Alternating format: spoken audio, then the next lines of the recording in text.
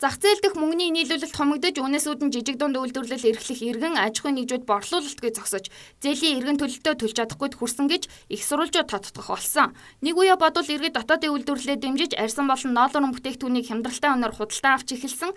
Тэгвэл энэ жилийн хувьд аж үйлдвэрийг дэмжих талаас нь олон талт ажил хийн гэдгээ салбарынхаа онцолж байна. Төр бол маш хамгийн том худалдаа авагч юм. Одоо үйлдвэрлэлээ, дотоодын үйлдвэрлэлийг хамгийн түрүүнд ихтэй төр худалдаа авах дараа гэж дэмжиж гэж. Энэ дээр бол хөнгөн жижиг дунд үйлдвэрлэл тийм ээ. Энийг бол дотоодын одоо худалдаа авах дараа дэмжиж гэсэн том арга хэмжээ болж байна.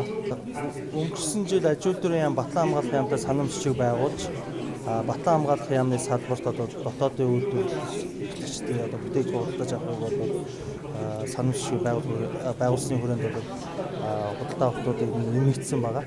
За энэ жил бол энэ хүрээгээ тэлээд боловсрол соёлын шинжилгээ ухааны яамтай. За дээрэс нь нийслэлтэй.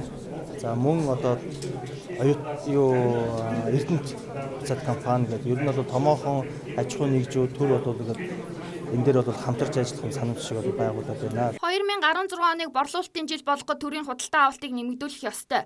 Одоогоор дотоодын үйлдвэрлэлээ идэвхтэй дэмждэг ганцхан яам байгаа нь Батлан хамгаалах яам бөгөөд хувцас хэрэглэгдэхүүний 80% нь Монгол улсын үйлдвэрээр хийгдэж байгаа байдал юм.